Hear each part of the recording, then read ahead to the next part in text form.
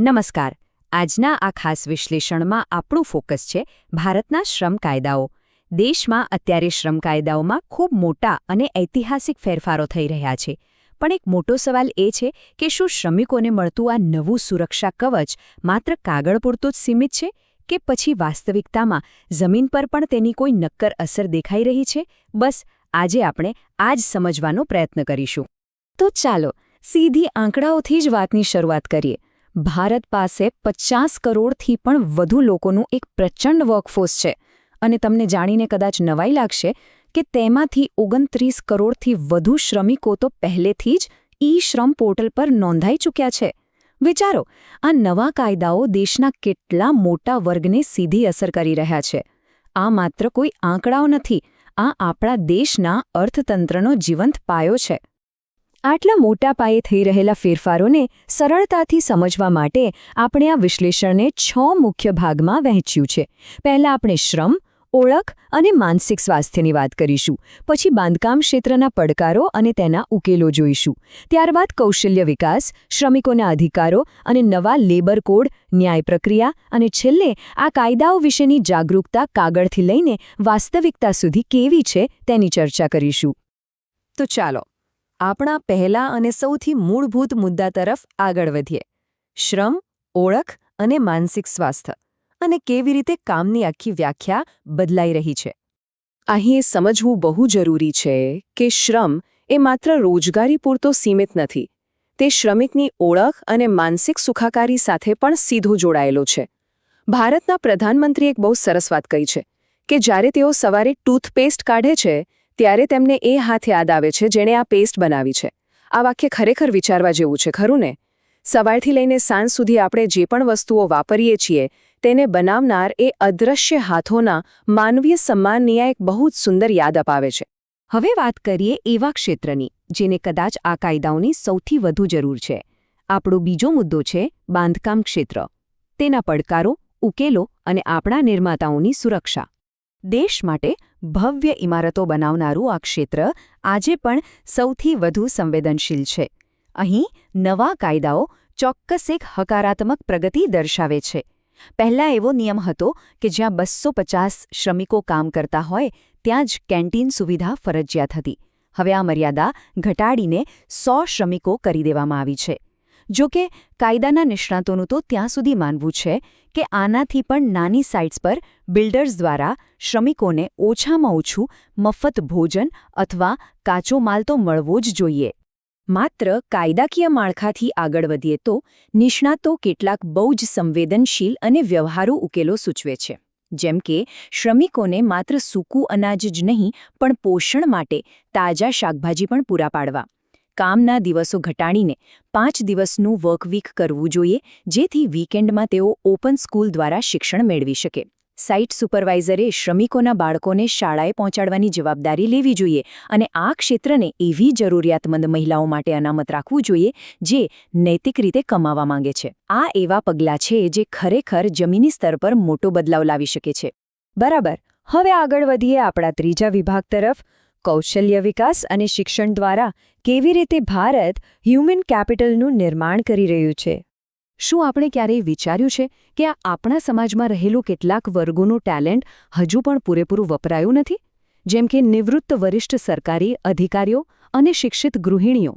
આ બંને વર્ગો દેશની બહુ મોટી શૈક્ષણિક તાકાત બની શકે તેમ છે. નિવૃત્ત અધિકારીઓ પાસે જે વર્ષોનો વહીવટી અનુભવ છે તેનો લાભ યુવાનોને મળી શકે અને શિક્ષિત ગૃહિણીઓ યુવાનોને વ્યવહારુ કૌશલ્યો શીખવવાની સાથે સમાજમાં બાળકોની સુરક્ષા પણ સુનિશ્ચિત કરી શકે. આ એક એવો ટેલેન્ટ પૂલ છે જેનો અત્યંત અસરકારક રીતે ઉપયોગ કરી શકાય છે.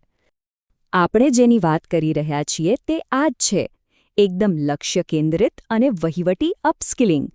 નિવૃત્ત વરિષ્ઠ અધિકારીઓ યુવાનોને માત્ર પુસ્તકીય જ્ઞાન નહીં પણ સ્પર્ધાત્મક પરીક્ષાઓ અને વહીવટી કાર્યો માટે આવું પ્રેક્ટિકલ માર્ગદર્શન આપી શકે છે. આનાથી યુવાનો રિયલ લાઈફમાં પ્રોબ્લેમ સોલ્વ કરવામાં માહિર બની શકે છે. અને હા, હવે કારકિર્દીના નવા દરવાજા માત્ર ફેક્ટરીઓ કે એન્જિનિયરિંગ પૂરતા સીમિત નથી રહ્યા. નેશનલ એપ્રેન્ટિસશિપ પ્રમોશન સ્કીમ એટલે કે નેપ્સ જેવી આધુનિક યોજનાઓ હેઠળ સરકાર ડાયરેક્ટ બેનિફિટ ટ્રાન્સફર મારફતે શ્રમિકો અને નોકરીદાતાઓ બંનેને આર્થિક રીતે પ્રોત્સાહિત કરે છે.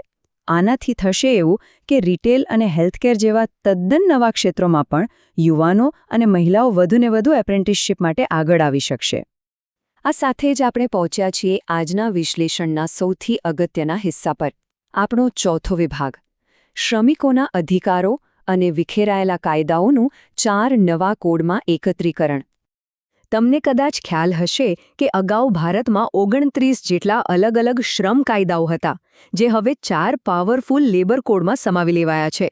લઘુત્તમ વેતન એટલે કે મિનિમમ વેજીસની સફર પણ બહુ રસપ્રદ છે. 1948ના કાયદાથી આ શરૂઆત થઈ, જે 2019માં નવા કોડમાં ભળી ગઈ અને હવે નવેમ્બર 2025 સુધીમાં આખા દેશમાં સમાન નેશનલ ફ્લોર વેજ લાગુ થવા જઈ રહ્યો છે. આનો સીધો અર્થ છે આખા દેશમાં દરેક માટે વેતનની સમાનતા. આ નવા કોડ શ્રમિકોને કેટલી મજબૂત નાણાકીય સુરક્ષા આપે છે તે ખાસ સમજવા જેવું છે. હવે પીએફમાં કર્મચારી અને નોકરીદાતા બંનેનું 12% યોગદાન સુનિશ્ચિત થયું છે. ગ્રેચ્યુઇટી માટે 5 વર્ષ રાહ જોવાની જરૂર નથી. હવે 1 વર્ષના ફિક્સ ટર્મ કર્મચારીઓને પણ તે મળશે. આ ઉપરાંત નિયમ મુજબ બોનસ અને જો સ્ટાન્ડર્ડ સમય કરતાં વધુ કામ કરો છો તો બમણું ઓવરટાઇમ વેતન. આ બધું જ વ્યવસ્થાને બહુ સરળ, પારદર્શક અને શ્રમિકોની તરફેણમાં બનાવે છે. રજાઓની નવી નીતિ તો જાણે કર્મચારીઓ માટે એક રક્ષણાત્મક કવચ બની ગઈ છે. Casual leave, sick leave, earned leave, privilege leave થી માંડીને મેટર્નિટી લાભો અને રાષ્ટ્રીય રજાઓના દિવસે કામ કરવા પર કોમ્પેન્સેટરી ઓફ અથવા તો સીધું બમણું વેતન. ટૂંકમાં કહીએ તો જીવનની નાની મોટી દરેક જરૂરિયાતને પહોંચી વળવા માટે આ નવું કાનૂની માળખું કોઈ નર્વસ સિસ્ટમની જેમ બહુ જ વ્યવસ્થિત રીતે ડિઝાઇન કરાયું છે. ચાલો હવે 5મા વિભાગમાં જોઈએ કે જ્યારે કાર્યસ્થળ પર કોઈ વિવાદ થાય ત્યારે શું થાય છે. ન્યાય પ્રક્રિયા અને મધ્યસ્થી દ્વારા નિષ્પક્ષતા કેવી રીતે સુનિશ્ચિત થાય છે. પહેલાં એવું થતું કે નોકરીદાતા કદાચ કોઈ રાતે સામાન્ય પત્ર લખીને કાયમી કર્મચારીને છૂટો કરી દે, પણ હવે એવું બિલકુલ શક્ય નથી. જો નોકરીમાંથી કાઢવા હોય તો કુદરતી ન્યાયના 5 કડક સિદ્ધાંતોનું પાલન કરવું જ પડે.